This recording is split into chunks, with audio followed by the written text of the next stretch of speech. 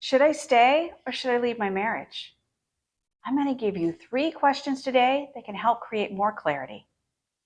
Hi, I'm Karen, and I'm a spiritual life coach that specializes in helping women answer this exact question.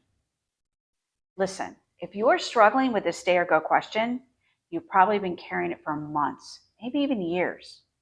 And some days you see all the reasons why to stay, and other days you see all the reasons why you feel you need to leave. You probably feel trapped between your love for your partner and your desire for peace. Today, I'm not going to tell you what to do. Instead, I want to give you 3 questions that can help you move closer to clarity. Question 1, am I responding to what's actually happening and what I'm feeling right now?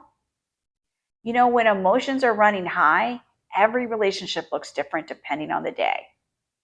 A difficult conversation can make leaving feel urgent. A great weekend can make it seem like everything's fine.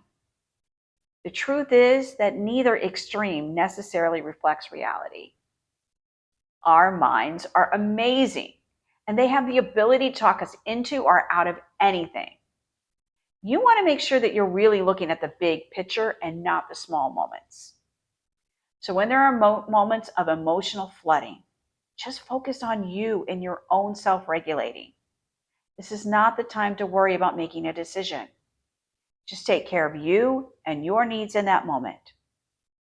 After you've fully recovered from that moment, now take a step back and look at any patterns that have developed over time, perhaps in the last 12 months.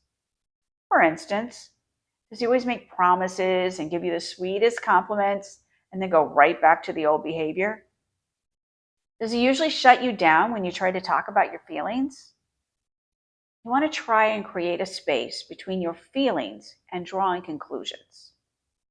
Your feelings are important messengers, but they're not always the most reliable decision makers. Question 2, what is working and what is not working? Many people become so focused on the pain that they stop seeing what's still good. Others become so focused on the good that they stop acknowledging what hurts. Clarity requires both. And here's some things that I want you to consider. What do you generally appreciate about this relationship? What needs of yours are being met? What needs of yours are not being met? And have you addressed these concerns openly and honestly? Clarity grows when we're willing to see the whole picture and not just the parts that support our current mood. Question 3, have I been listening to my own wisdom or everyone else's? Many women have become trapped in this cycle of gathering opinions. We've been taught to look for answers outside of ourselves instead of trusting what's inside. We go to our family, our friends, podcasts, social media, maybe even YouTube, and the results are often that we're more confused, not less. When we look at opinions outside of ourselves, we subject ourselves to everybody else's values, experiences, and needs.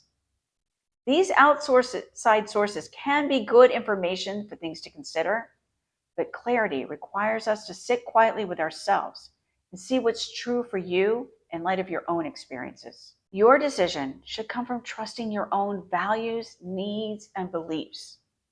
The goal here is not to make the right decision. The goal is to make a decision that is deeply aligned with your own truth.